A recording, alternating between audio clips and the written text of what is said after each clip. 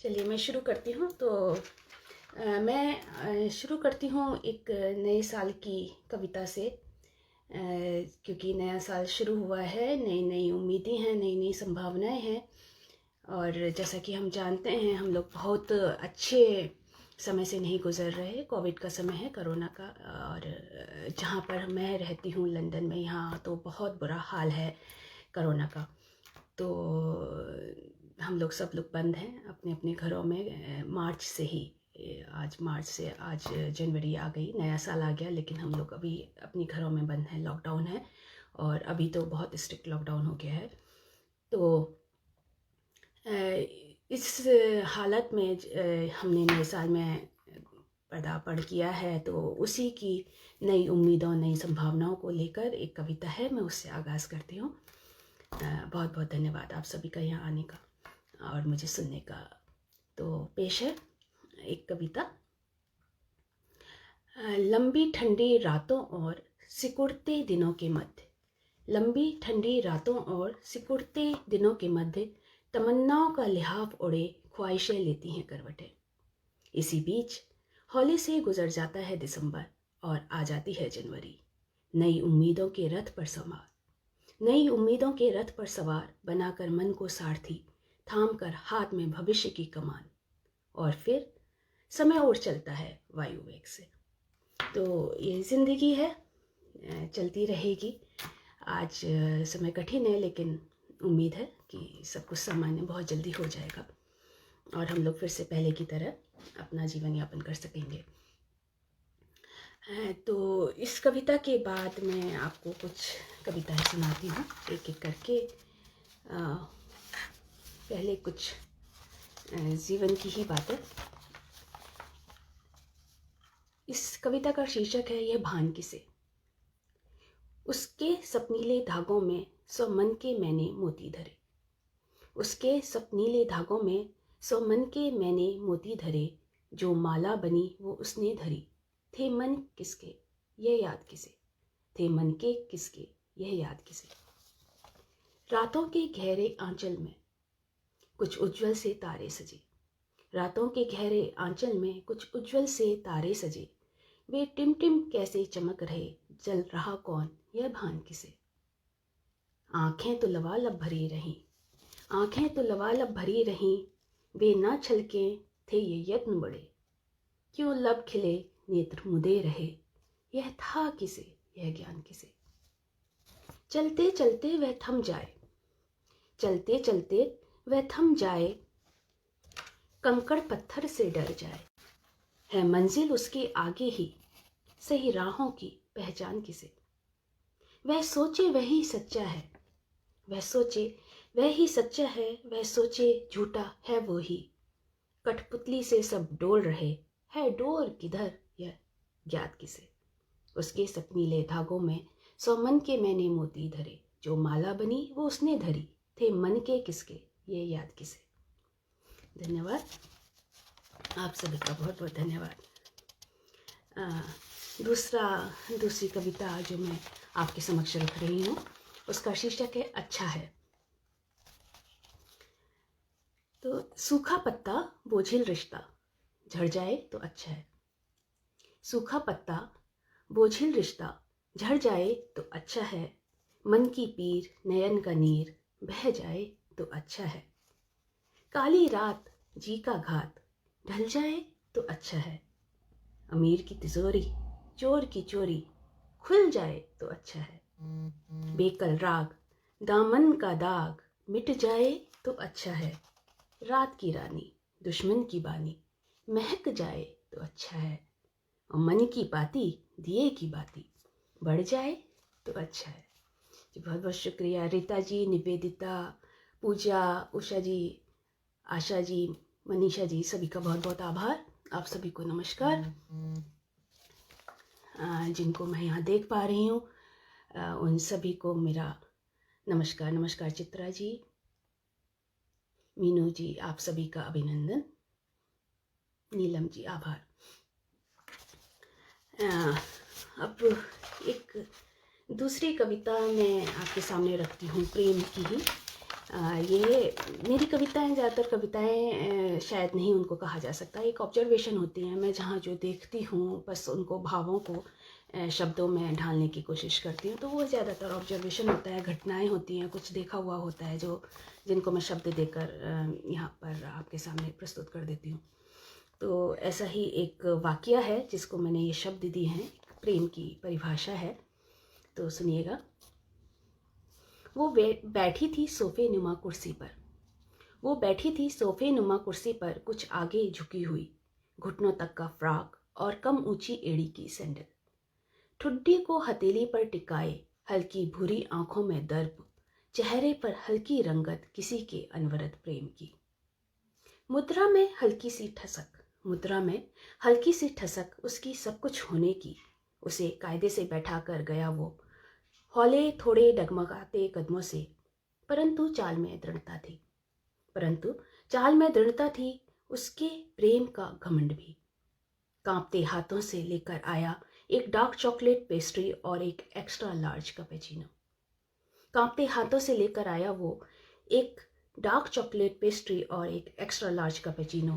Pastry सरका दी उसने उसकी तरफ और 2 हैंडल के उस कॉफ़ी कप को रख दिया मेज़ के बीचों बीच। फिर बारी बारी वे लेने लगी उसका घूंट। एक शब्द भी नहीं बोल रहे थे दोनों, एक शब्द भी नहीं बोल रहे थे दोनों, पर कुछ था जो प्रसारित हो रहा था।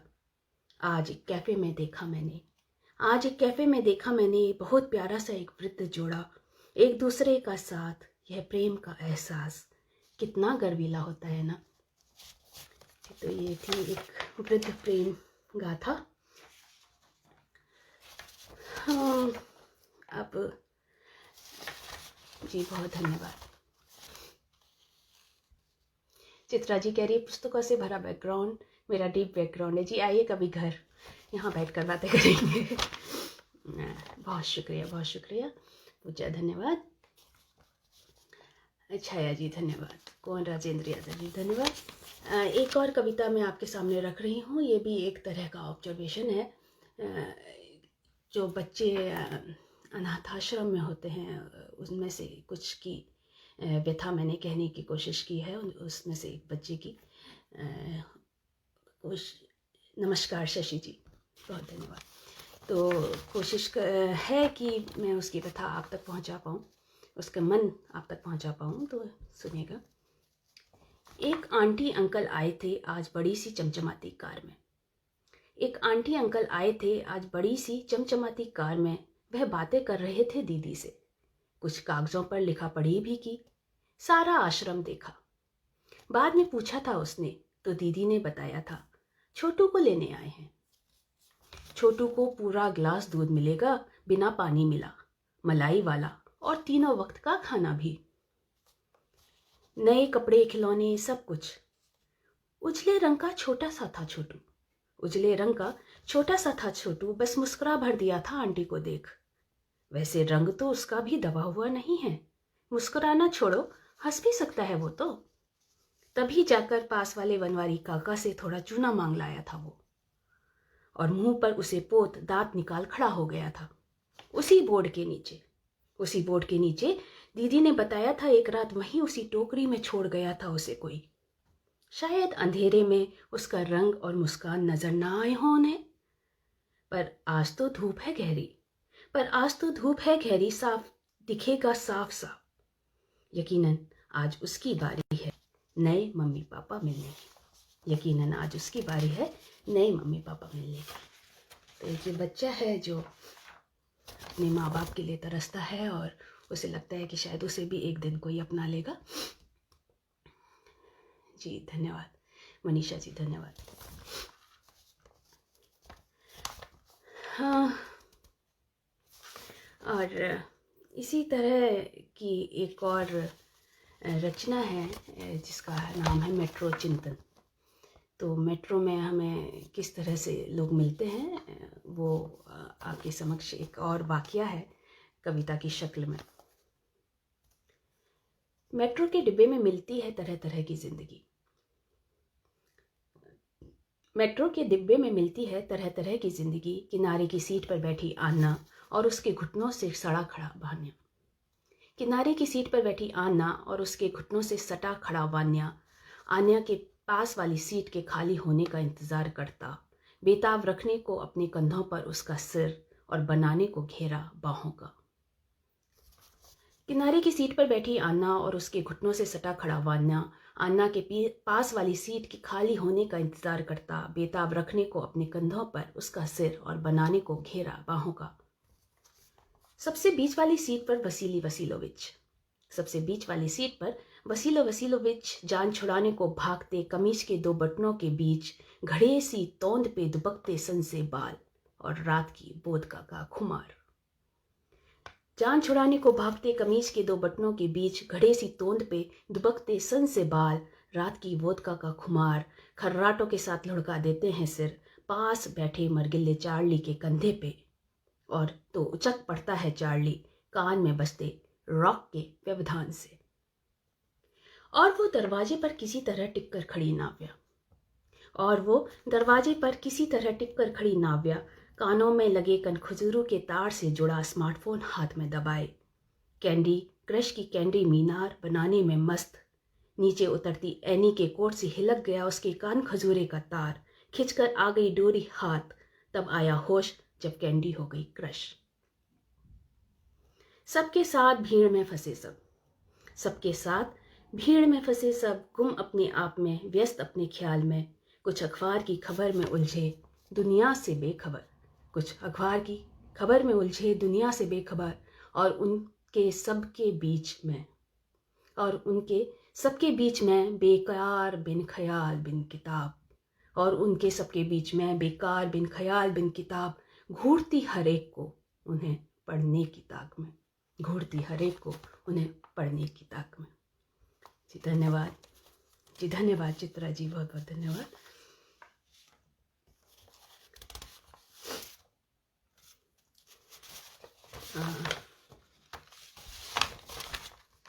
अब कुछ छोटी छोटी कविताएं मेरे ख्याल से मैं वह पढ़ देती हूँ। ये भी जीवन से जुड़ी हुई कुछ कविताएं हैं छोटी छोटी। इन कविताओं के बाद फिर अगर आप लोग कहेंगे तो मैं आपके सामने, क्योंकि मैं ब्लॉग्स लिखती हूँ तो एक ब्लॉग पढ़ना चाहूँगी, एक छोटा सा। लघु कथाएं तो मैं नहीं लिखती, लेकिन हाँ ब्लॉग्स लिखती हूँ, वो छोटे छोटे ब्लॉग्स होते हैं, वो मैं आपके सामने समक्ष रखूँगी। कुछ क्षणिकाओं के बाद छोटी छोटी सी कविताएं हैं ये। पहली है पर्दा। जब नहीं हटाते हम खिड़की दरवाज़ों और शीशों पर पड़ा गहरा पर्दा, तब नहीं आने देना चाहते हम बाहरी हवा और रोशनी को अपने घर के अंदर। जब सोच लेते हैं हम कि जो हो रहा है बाहर उसका नहीं है कोई भी नाता हमारे अंदर से, तब उसी समय एक मोटा सा पर्दा पड़ जाता है हमारी अक्ल पर। और छा जाता है एक घना अंधेरा, और हम डूब जाते हैं अपने ही भीतर के किसी कुएं में। जी धन्यवाद आशीष। शशि जी आप आई यहाँ, बहुत बहुत धन्यवाद। दूसरी क्षणिका है, उसका शीर्षक है वो ख्याल। किसी ने कहा था मुझसे कभी हम जो बोलते सोचते हैं विचरते हैं वे ही ख्याल ब्रह्मांड में। किसी ने कहा था मुझसे कभी हम जो बोलते सोचते हैं विचरते हैं वे ही ख्याल ब्रह्मांड में, और घूम फिर कर यहाँ वहाँ फिर आ जाते हैं वही हमारे सामने। तो जब भी सोचना बेहतर सोचना। सोचा मैंने यह तो बड़ा आसान है, अच्छा सोचने में भला क्या व्यवधान है। पर जो चलता किसी का ख्यालों पर वश, तो क्या रहता किसी को कोई दुख दर्द। मन जब अकुलाता है, जी जब गहराता है, तब कहाँ कोई सुखद ख्याल भला इस जहन में आता है। तो ये क्षणिका थी। एक और छोटी सी क्षणिका है जिसका शीर्षक है अलाव। तो सर्दी के इस मौसम में एक इच्छा की सिलाई तुम ले लो, एक मंशा की सिलाई मैं थाम लूं। एक इच्छा की सिलाई तुम ले लो, एक मंशा की सिलाई मैं थाम लूं। दो फंदे समर्पण के मैं उठाऊं, दो फंदे अहम के तुम छोड़ दो। दो फंदे समर्पण के मैं उठाऊं, दो फंदे अहम के तुम छोड़ दो। अलग अलग रंग के ख्याल का चल प्रेम की एक शॉल बुन ले। अलग अलग रंग ले ख्याल का चल प्रेम की एक शॉल बुन ले। जिंदगी की ठंडी शाम में जब दिल की धड़कन सहरेगी, एहसास का तब अलाव बन यही शॉल बीच में दहकेगी। जिंदगी की ठंडी शाम में जब दिल की धड़कन सहरेगी, एहसास का तब अलाव बन यह शॉल बीच में दहकेगी। जी धन्यवाद, बहुत बहुत शुक्रिया मनोरमा जी, आशा जी, सुनील जी, अंकिता जी, आभार। एक और छोटी सी कविता है, मैं रखती हूँ आपके समक्ष। यह भी एक वाक्य की उपज है। इसका शीर्षक है माता आई है। उसने शुरू किया हुंकारना, उसने शुरू किया हुंकारना, हिलाना मुंडी, खोलना बाल, और देखते ही देखते वो हो गई बावली। उसने शुरू किया हुंकारना, हिलाना मुंडी, खोलना बाल, और देखते ही देखते वो हो गई बावली। नोचने लगी अपने बाल, उबड़ खाबड़ हो गए कपड़े, फैल गया मांग का सिंदूर, मुंह से निकलने लगी लार। फैल गया मांग का सिंदूर, मुंह से निकलने लगी लार। कुछ नहीं खाया था उसने सुबह से सिवा तानों के, मैली सी धोती पर धब्बे थे उसके अरमानों के। पर देखिए सीन बदलता है। वे पिला रहे थे उसे दूध अब, वे पिला रहे थे उसे दूध अब, झड़कने वाले छू रहे थे पैर अब। नई चुन्नी अब उसे ओढ़ाई जा रही है, लोग कह रहे थे कि उस पर माता आई है, लोग कह रहे थे कि उस पर माता आई है। ये एक और कविता थी।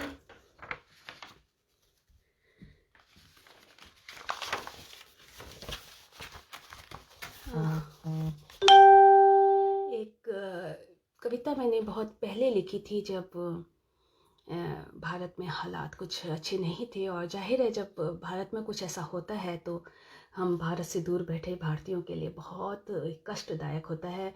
हमें मानसिक तौर पर तो जो कष्ट होता है वो होता है, हमें इस बात से ज़्यादा तकलीफ़ होती है कि हमारे देश में इस तरह की चीज़ें हो रही हैं और हम कुछ नहीं कर पाते उनके लिए। तो इन विदेशियों के बीच में यहाँ रहकर कुछ चीज़ें जो खलती हैं, उसका एक नमूना मैं आपके सामने पेश करूँगी। इसमें देश की बुराई करने जैसी कोई बात नहीं है, बस ये कुछ मन के भाव हैं जो आपके समक्ष हैं। इसका शीर्षक है चीखते प्रश्न। कैसे कहूँ मैं भारतीय हूँ, कैसे कहूँ मैं भारतीय हूँ, क्यों करूँ मैं गुमान आखिर किस बात का।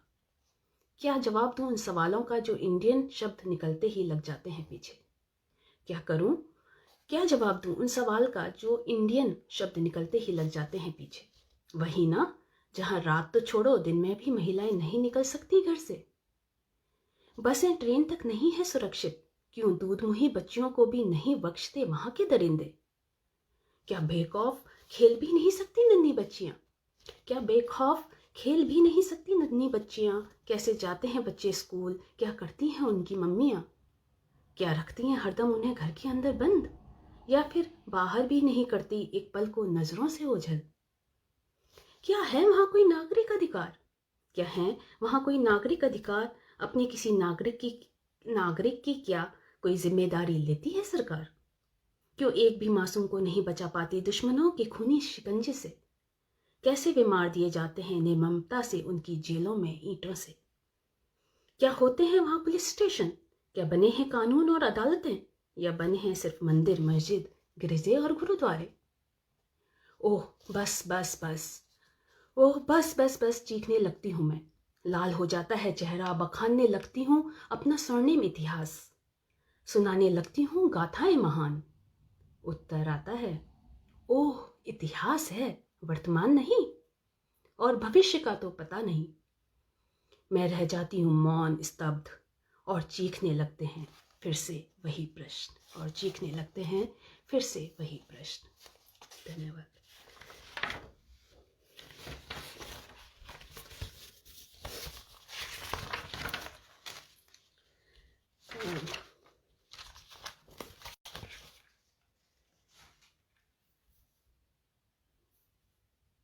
जी बहुत बढ़िया चित्र जी, शुक्रिया मंजू जी, शुक्रिया।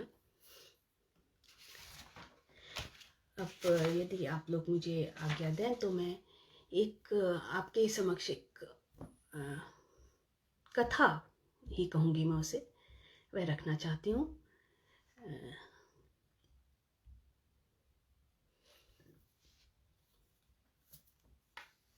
जी मीनू जी, सवाल बहुत हैं जो हमारे मनों में चीखते हैं, लेकिन हमें उनका कुछ वाजिब जवाब नहीं मिलता। तो एक ये कथा है, छोटी सी कहानी है, ब्लॉग है जो जिसका नाम है अंतहीन कथा। तो सुनिएगा, हो सकता है आप उसको किसी चीज़ से रिलेट कर सकें, किसी जगह से जो आपकी देखी भाली है, शायद उससे आप इसको रिलेट कर सकेंगे। तो एक बड़े शहर में एक आलीशान मकान था। एक बड़े शहर में एक आलीशान मकान था। ऊंची दीवारें, मजबूत छत, खूबसूरत हवादार कमरे और बड़ी बड़ी खिड़कियां, जहां से ताजी हवा आया करती थी। उस मकान में ज़हीन, खूबसूरत और सांस्कृतिक लोग प्रेम से रहा करते थे। पूरे शहर में उस परिवार की धाक थी। दूर दूर से लोग उनका घर देखने और उनके यहाँ अपना ज्ञान बढ़ाने आया करते थे। धीरे धीरे उस परिवार के लोगों को अपनी काबिलियत और रुतबे पर घमंड होता गया। स्वभाव में आलस और आत्ममुग्धता घर कर गई। उन्होंने अपने घर पर भी ध्यान देना बंद कर दिया। धीरे धीरे घर की हालत बिगड़ती गई। जालों ने जहां तहां अपना घर बना लिया। दीवारों से प्लास्टर उखड़ने लगा। पूरे घर में कीड़ों और चूहों का साम्राज्य हो गया। परिवार वाले बीमार पड़ने लगे, परंतु घर वालों को इसकी कोई चिंता न थी। वे अपनी शान और आत्ममुग्धता में तल्लीन थे। घर की बिगड़ती हालत देख कुछ सदस्य पलायन कर गए। उन्होंने दूसरा घर तलाश लिया, उसे सुंदर बना लिया, परंतु उस पुराने घर के लोगों को उसे सुधारने में कोई रुचि न थी। उन्हें उसी तरह रहने की आदत हो गई थी। आसपास से गुजरते लोग उस आलीशान घर की ऐसी हालत को देखते तो परिवार वालों को बताते, उन्हें उसे सुधारने के लिए समझाते, परंतु अपनी झूठी शान और अतीत पर इठलाता वह परिवार मानने को तैयार न होता और समझाने वालों को ही जलील करके भगा देता। धीरे धीरे लोगों ने वहां जाना, कुछ कहना बंद कर दिया। जर्जर होते उस आलीशान मकान की छत भी एक दिन ढह ढहा कर गिर पड़ी और एक शानदार घर अपनी अकड़ में असमय ही खंडहर में तब्दील हो गया, जिसका अब कोई नाम लेवा भी ना रहा था। तो यह एक कथा थी जिसको मैंने ब्लॉग पर लिखा था। शायद हम उसको कुछ यहाँ से रिलेट कर सकेंगे, कुछ हालातों से, कुछ जगह से।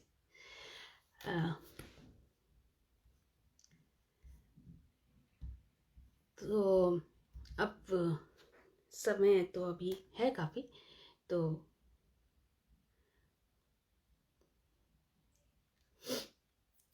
आप बताएं कि मैं आपके सामने एक ब्लॉग ही रखूं या कविताएं ही पढूं मैं आगे, जैसे आप लोग मुझे आदेश करेंगे। मनीषा जी धन्यवाद, मंजू जी धन्यवाद जी। घमंड का परिणाम बहुत शुक्रिया अनिल जी।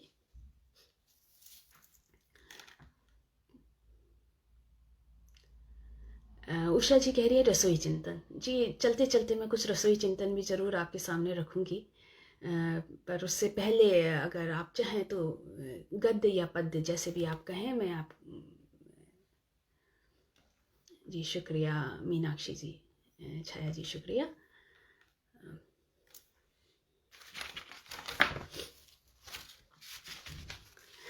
जी आत्ममुग्ध होना भी भारी पड़ सकता है, बिल्कुल सर। आत्ममुग्धता तो बहुत भारी पड़ती है, क्योंकि जब इंसान के सर पर आत्ममुग्धता हावी होती है तो वह आसपास का कुछ भी सुनना देखना बंद कर देता है और अपने ही एक छोटे से घेरे में सिमट जाता है। जिससे कि उसका खुद का विकास रुक जाता है और जाहिर है कि समय के साथ वो समाप्त हो जाता है। आशीष जी कह रहे हैं एक ब्लॉग और, तो चलिए एक ब्लॉग ही मैं पढ़ती हूँ। कुछ मज़ेदार सा ब्लॉग है आपके समक्ष में, वही रखती हूँ। जी आशा जी, ब्लॉग ही सब पढ़ते हैं, तो सुनिएगा। लंदन का मौसम आजकल अजीब सा है, या फिर मेरे ही मन की परछाई पड़ गई है उस पर। यूं ग्रीष्म के बाद पतझड़ आने का असर भी हो सकता है। पत्ते गिरना अभी शुरू नहीं हुए हैं। ये मैंने पतझड़ के समय पर, अक्टूबर के समय पर एक ब्लॉग लिखा था, इसलिए पतझड़ की बात है इसमें। यूं ग्रीष्म के बाद पतझड़ आने का असर भी हो सकता है। पत्ते गिरना अभी शुरू नहीं हुए हैं, पर मन पर जैसे भावों से खाली होने लगा है। सुबह उठने के वक्त अचानक जाने कहाँ से निंद्रा आ टपकती है, ऐसे घेर लेती है कि बस बिना हाथ पैर मारे रजाई शरीर नहीं छोड़ती। किसी तरह बंद सी आंखों में ही नीचे उतरती हूँ। पलकों के अंदर तब तक सिंक में भरे रात के खाने के बर्तन, सुबह की चाय के गंदे कप मंडराने लगते हैं।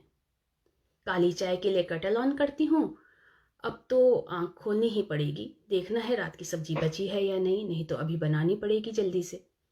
फिर साफ सफाई, नाश्ता, उफ। याद आया रात भर खुद से लड़ लड़ कर सोई थी कि बस बहुत हुआ आलस। जाने कितने लेख पेंडिंग पड़े हैं। कल सुबह से बस यही काम। ग्रीन टी का एक कप लेकर लग गई हूँ। एक एक घूंट के साथ एक एक काम निपटाया, किसी तरह सारा काम निपटाया।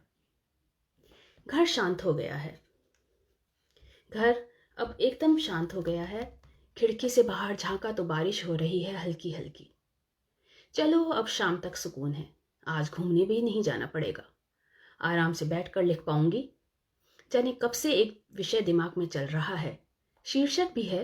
जाने कितनी बार भूमिका बना चुकी हूं मन ही मन, पर कुछ पंक्तियों के बाद ही सब कुछ उलझ जाता है।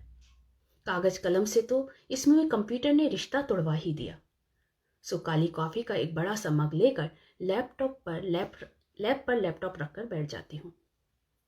फिर उसे उठाकर मेज पर रख दिया। नहीं, पहले कुछ जरूरी फोन कॉल्स कर लूं। रोज की दिनचर्या का हिस्सा है। नहीं किया तो वहां से आ जाएगा लिखने के बीच में, और फिर सब गुड़ गोबर। एक के बाद एक, 2-4 आधे आधे घंटे की कॉल्स। दिमाग की हरी बत्तियां फिर से पीली हो गई हैं। लैपटॉप पर कंपोज खुला है। ब्लॉग का डैशबोर्ड भी खुला है। क्या यार, आजकल कोई कुछ लिखता भी नहीं। सबने फेसबुक से गठबंधन कर लिया है, और वहां जरा जाना मतलब दलदल। फिर तो लिख गया लेख। कल ही कोई वहां अच्छी भली सुकून परस्त जिंदगी में जीने का मकसद ढूंढ रहा था। आज मिला तो कहूंगी शादी कर लो। इतने मकसद मिलेंगे कि मकसद ढूंढने का वक्त भी नहीं मिलेगा। छोड़ो, आज नाश्ता भी नहीं किया, कुछ बना लेती हूँ। बच्चे भी आकर चिल्लाएंगे कि रोज ब्रेड कह देती हो खाने को, तो रसोई में जाकर पास्ता चढ़ा देती हूँ। दिमाग में अब भी वही विषय घूम रहा है। मन किया वहीं पेन कागज लेकर लिख डालूं। फिर लगा दोबारा कंप्यूटर पर टाइप करना पड़ेगा, डबल मेहनत। खा पीकर एक ही बार जुटेंगे। पास्ता की प्लेट और लैपटॉप अच्छा कॉम्बिनेशन है। चलो कुछ तो लिख ही लिया जाएगा। दिमाग की बत्ती फिर से हरी हो गई है। मैं लिखती हूँ कुछ पंक्तियां और फिर कुछ सोचने का ढोंग, फिर कुछ पंक्तियां और फिर थोड़ा सा ढोंग। थोड़ा सर पीछे टिकाकर ऊपर देखा आसमान की तरफ। बीच में छत आ गई। कोई नहीं, उसी को देख लो। ज्यादातर देखा है बुद्धिजीवियों को वहीं से आइडियाज आते हैं। पेन तो है नहीं मुंह में दबाने को। पास्ता लगा कांटा ही दबा लिया है। अच्छा बन गया है आज पास्ता। बेज़ल का अच्छा फ्लेवर आ रहा है। मिर्च जरा ज्यादा हो गई। बच्चों को कोक मांगने का मौका मिल जाएगा। जरा एक्सप्लॉयटेशन का मौका नहीं छोड़ते। अरे उन्हें क्या कहना, सबका यही हाल है। क्या बड़े क्या बच्चे, सबको 100 नहीं 125% आज़ादी मिली हुई है, जिसकी जैसी मर्जी इस्तेमाल कर रहा है। कभी अभिव्यक्ति की आज़ादी के नाम पर, कभी मौलिक अधिकारों के नाम पर, कभी सुधारों के नाम पर, कहीं संस्कृति, संस्कार और नैतिकता के नाम पर। जिसका जो मन आए कहता है, जो मन आए करता है, और जिसके पास कुछ नहीं करने को, वो किसी को भी बेवजह गरिया लेता है। आजाद देश के पूरी तरह आजाद नागरिक। समझ में नहीं आता कि व्यवस्था की वजह से भ्रष्टाचार है या भ्रष्टाचार की वजह से ऐसी व्यवस्था। अरे यही तो यही तो विषय था, 125% आज़ादी। वाकई छत पर देखने से ख्याल आते हैं। तभी दरवाजे की घंटी बज जाती है। उफ, आज इतनी जल्दी समय हो गया बच्चों के आने का। दरवाज़ा खोलते ही जैसे कचरियाँ सी बिकने लगी। इस मुहावरे का मतलब अब समझ में आया है। जब मम्मी बोला करती थी तो हंसी आती थी। ओहो हो, शांत, एक एक करके बोलो, बल्कि रुक जाओ थोड़ी देर, मैं काम कर रही हूँ। अरे पहले सुन लो ना हमारी बात, ये तो सारा दिन ही करती रहती हो। आधा घंटा अभी हमारी बात सुनो। मन के अंदर से कोई बोला तो आधा घंटा तुम रुक जाओ। सारा दिन, जैसे और तो कोई काम ही नहीं है मुझे। पर बाहर से आवाज आई, ठीक है बोलो, सुन रही हूँ। और फिर वही रोज का फिक्स्ड एफएम चालू। जब तक बंद हुआ दिमाग की बत्ती भी लाल हो चुकी थी और एफएम बजाने वाले अपनी अपनी बत्ती उससे रिचार्ज करके चलते बने थे। ओफ, आज का मौसम ही ऐसा है। शायद ये लंदन की बारिश भी ना। बिन बुलाए मेहमान सी जब तक टपक पड़ती है, पूरा दिन खराब कर दिया। अभी तो डिनर भी बनाना है। आज ही कल तक का बनाकर रख देती हूँ, फिर कल कोई टेंशन नहीं। आराम से लेग पूरा करूंगी और लैपटॉप का ढक्कन बंद करके फ्रिज का दरवाज़ा खोल लेती हूँ। ठंडी सी हवा ने फिर दिमाग में सो रहे ख्यालों को जगा दिया है। रोटी की गोलाई में विचार भी गोल गोल घूम रहे हैं। कल शायद बारिश ना हो। सूरज निकला तो उसकी गर्माहट में पक ही जाएंगे ये ख्याल। एक बार पक गए तो लजीज तो शर्तियाँ होंगे। तो ये था एक ब्लॉग। हम सब की शायद थोड़ी थोड़ी व्यथा है उसमें, जो लोग घर भी देखते हैं और लिखने की कोशिश भी करते हैं, थोड़ा बाहर भी संभालते हैं, सब कुछ थोड़ा थोड़ा संभालते संभालते कुछ हो जाता है। तो ये है आपकी समक्ष ब्लॉग था। तो जी मीनाक्षी जी यही है जी। अंजू धन्यवाद, मीनू जी धन्यवाद। तो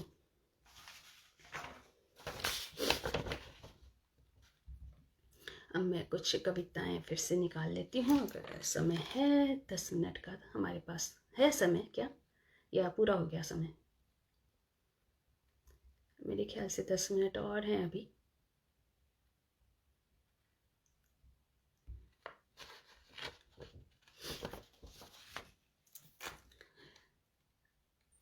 जी शुक्रिया छाया जी।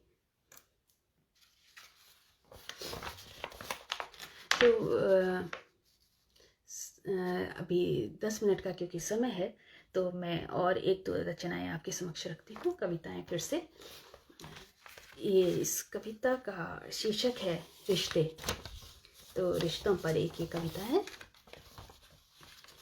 रिश्ते मिलते हों बेशक स्वतः ही, रिश्ते मिलते हों बेशक स्वतः ही, पर रिश्ते बनते नहीं, बनाने पड़ते हैं। करने पड़ते हैं खड़े मान और भरोसे का ईंट गारा लगाकर, निकाल कर स्वार्थ की कील और पोत कर प्रेम के रंग। रिश्ते कोई सेब नहीं होते, रिश्ते कोई सेब नहीं होते जो टपक पड़ते हैं अचानक और कोई न्यूटन बना देता है उनसे कोई भौतिकी का नियम।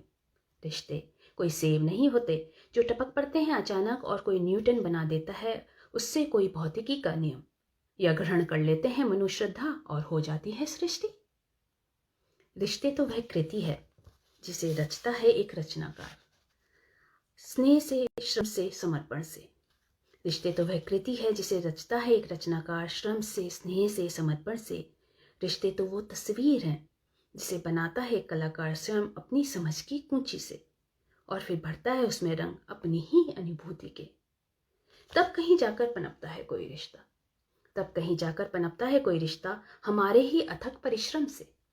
रिश्ते खुद कहीं नहीं आते जाते, रिश्ते खुद कहीं नहीं आते जाते, रिश्तों के पांव जो नहीं होते, रिश्तों के पांव जो नहीं होते। तो यह एक रिश्तों के ऊपर रचना थी।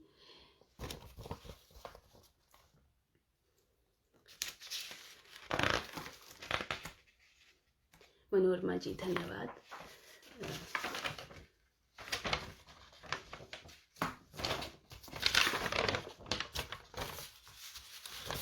एक और मैं आपके समक्ष रखना चाहती हूँ एक रचना, नारी मन की ही कुछ भावनाओं को शब्द दिए हैं, जिसमें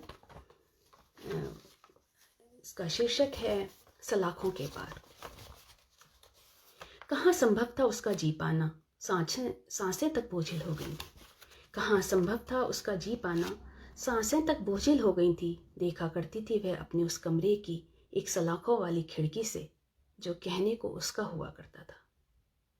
देखा करती थी वह अपने उस कमरे की एक सलाखों वाली खिड़की से, जो कहने को उसका हुआ करता था, उन हवासी लड़कियों को जो उन्मुक्त थीं, जाने कैसे उड़ती फिरती थीं। देखने में तो उससी ही थीं, पंख लगे थे उनमें कुछ, शायद उससे कहीं कम। फिर भी न जाने क्यों वह तपा करती थी धूप में, धूप जो उसे कभी बर्दाश्त न थी, वह धूप जो उसने ही चुनी थी अपने नहीं अपनों की खातिर, इस उम्मीद से कि मौसम तो बदला ही करते हैं, कुछ समय की धूप है, अपने आंगन में लगा लेगी एक छायादार वृक्ष। पर वह आंगन उसका था ही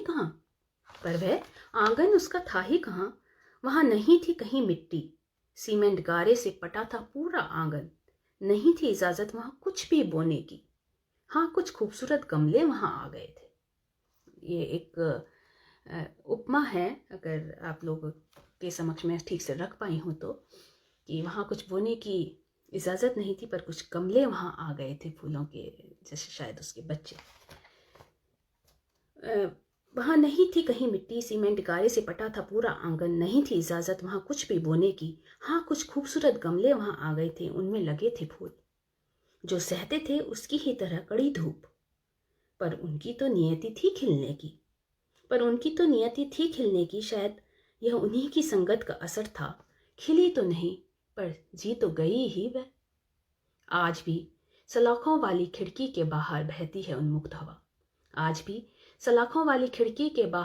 है उन्मुक्त हवा, पर वह खड़ी है अब भी उसी धूप में। यह धूप अब उसकी आदत बन चुकी है। धन्यवाद।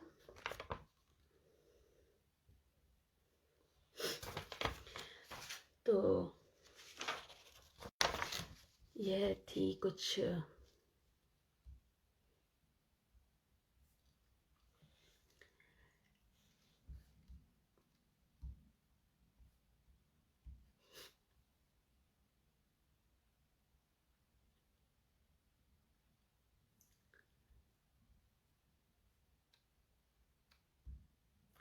तो अब मैं आपके समक्ष रखती हूँ कुछ रसोई चिंतन, जैसा कि अभी उषा जी ने फरमाइश की कि रसोई चिंतन सुनाओ। तो रसोई चिंतन है क्या? रसोई चिंतन जब मैं रसोई में काम करती हूँ, जैसा कि आपने देखा कि रसोई में हम सभी को खाना तो बनाना ही पड़ता है, तो जब मैं काम करती हूँ तो जो ख्याल मेरे मन में आते हैं उस काम को देखकर, या कुछ जो व्यंजन बनाती हूँ उसको देखकर, तो मुझे ऐसा लगता है कि हर चीज़ में कहीं कोई जीवन का फलसफा जुड़ा हुआ है, कुछ दर्शन छुपा हुआ है जीवन का।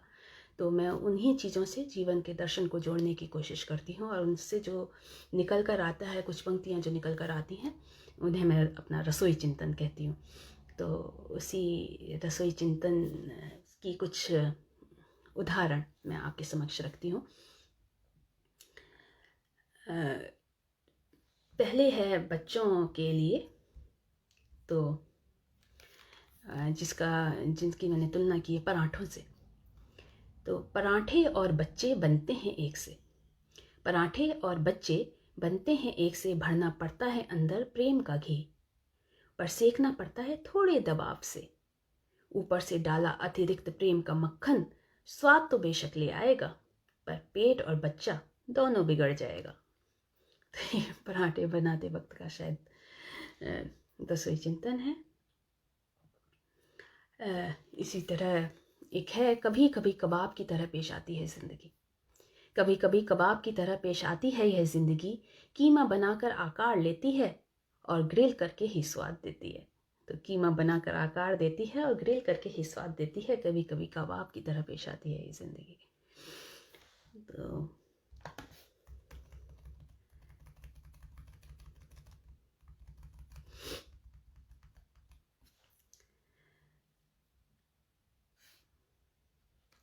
ऐसे ही एक है कि एकदम मालपुए सी होती हैं लड़कियां, एकदम मालपुए सी होती हैं लड़कियां, नाजुक मुलायम और शानदार। निकलती हैं जिंदगी की गहन तपिश से गुजर कर, निकलती हैं जिंदगी की गहन तपिश से गुजर कर, डुबोना होता है उन्हें फिर प्रेम की चाशनी में, तभी निखरती हैं और फिर देती हैं मिठास। एकदम मालपुए सी होती है लड़कियां।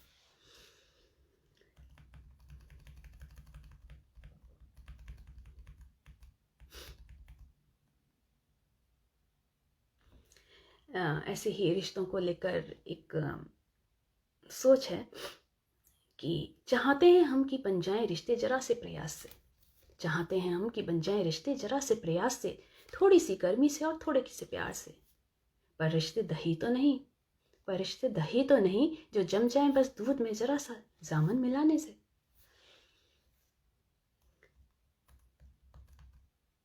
ऐसे ही केसर सी होती हैं लड़कियां, केसर सी होती हैं लड़कियां जो घुलती हैं रेशा रेशा और छोड़ जाती हैं खुशनुमा रंग और अपनी सुगंध।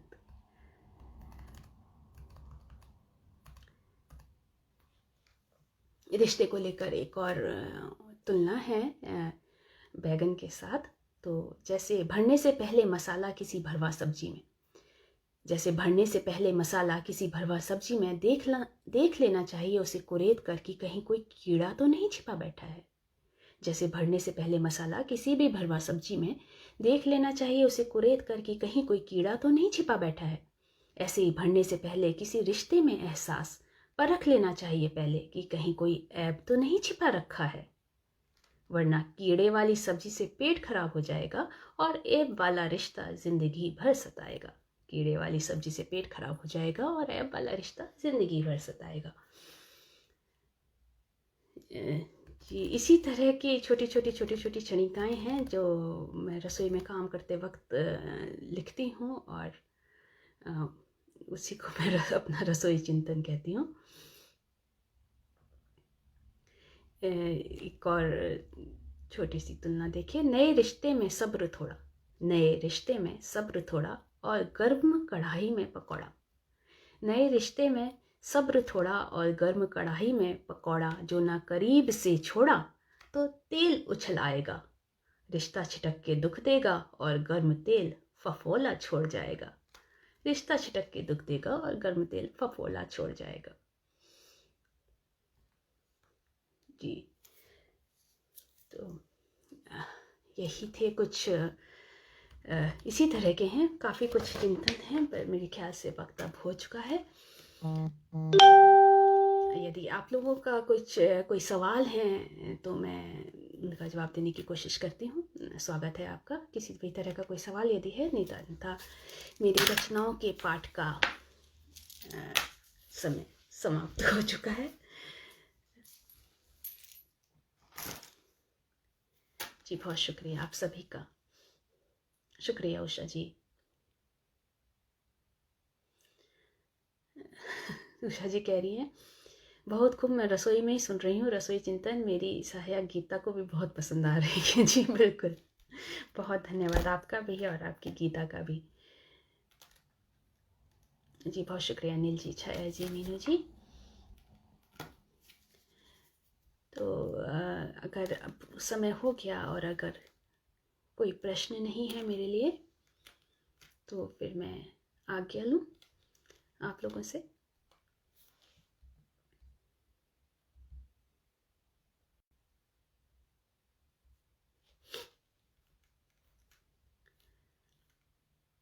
चलिए चलते चलते आखिरी दोस्तों के नाम एक रसोई चिंतन दोस्तों के नाम मैं करती हूँ और उसके बाद आप सभी से मैं आज्ञा लेती हूँ कि करेले से होते हैं कुछ दोस्त, कि करेले से होते हैं कुछ दोस्त, कड़वे कसीले पर गुणकारी, उनसे करना पड़ता है ज़रा अलग बर्ताव, लगाना पड़ता है थोड़ा सब्र का नमक, फिर पकाना होता है प्रेम के तेल में भून कर।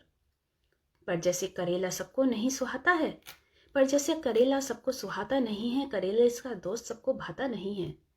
ठीक से पकाया तो स्वाद लाभ पाएगा, निभा ले गया तो दोस्त बहुत काम आएगा, निभा ले गया तो दोस्त बहुत काम आएगा। तो ये दोस्तों के नाम, मेरे सभी करेले या मीठे दोस्तों के नाम, इसी के साथ बहुत बहुत आभार, बहुत बहुत धन्यवाद आप सभी का।